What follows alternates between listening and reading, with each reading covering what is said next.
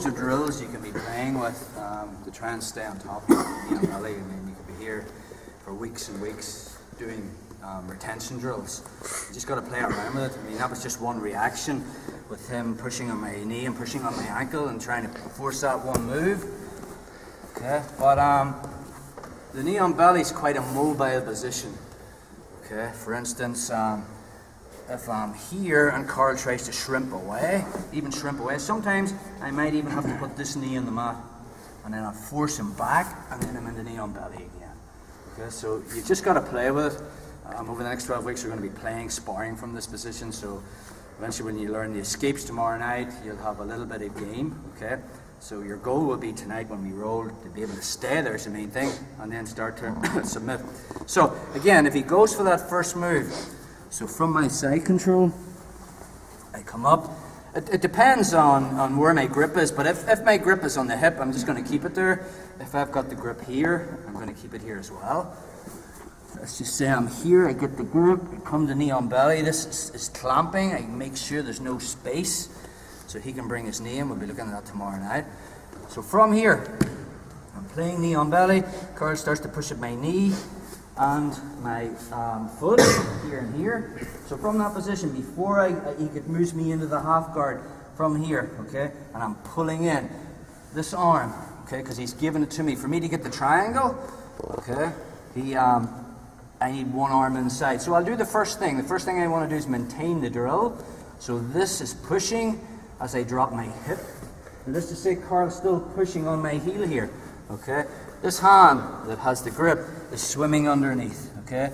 My grip, I'm bringing his head towards me, and then my left leg that's out in front is just going to step under, and I'm going to lock my triangle here. Okay?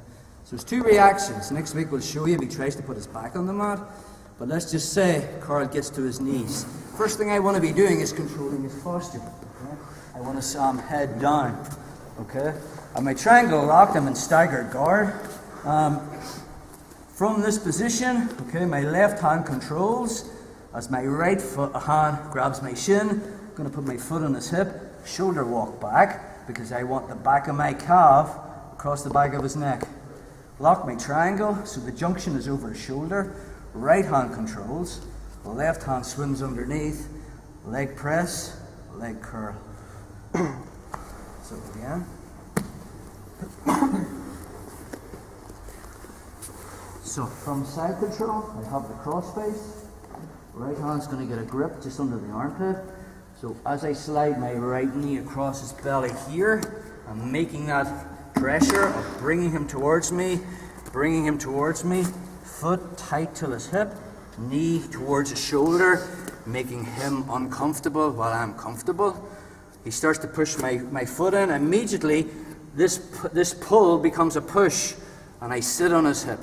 If he's still untent, there's the triangle there. So this hand that has the grip on the gi swims underneath, cups the shoulder. This one can grab the back of his head. I just bring his head towards me. This foot comes under. As I fall onto my side, I immediately lock my triangle. Okay, as he comes to his knees, first thing I want, both hands on the back of his head. Because if he postures up, I'm in trouble. Just drop down, bro. Posture up now. So from here, now I need to get my legs in the right position. So left hand controls, right hand grabs my shin, put my foot on his hip. I shoulder walk back. Because I don't want my calf going cross-sectional down his back. I want to make sure it's right across the back of his neck. I don't want to make the junction of where my left foot goes behind the back of my right knee here, because all the pressure's going in there. I want it going across the back of his neck. So I bring it across, triangle my legs, right hand controls, left hand comes underneath. Again, I can finish from here, okay, but then I'm using my adductors, which are my weaker muscles, and squeezing. You still can get the tap. But I'd much rather use my stronger muscles. So right hand controls, left hand swims underneath, so I'm perpendicular. Leg press, leg curl. Again. Side control, grip on the collar, thumb inside. Right hand grabs the grip under the armpit. Clamping. We look tomorrow night about this raised knee, dealing with that. Okay. Slide my knee across, pressure, so I'm bringing him towards me. My elbows are clamped, my foot's tight to his hip. He starts to try and push me into the half guard. This pull becomes a push as I get hip to hip. Okay? Hand swims underneath, grab the back of the head, bring him to me. This one comes underneath. I lock my triangle. He comes to his knees, hands on the back of his head. Okay? I'm not too worried about bringing this arm across. People talk about trying to get this arm across, because if I fight to bring this arm across, I'm not controlling his posture. If I bring this arm closer to posture and then I'm into a whole battle here, sometimes if you're lacking in flexibility, if you have short legs and you've no hip mobility, and you're trying to lock a triangle and all you can get to is there, then you will have to bring the arm across. So I would suggest controlling the head and then trying to bring this across this way. Okay? Then from there, I can possibly finish, but I think a better way is just forgetting about this arm. It's not important. Control the head. Okay? Foot goes in the hip. Left hand controls. Right hand grabs my shin. Shoulder walk back.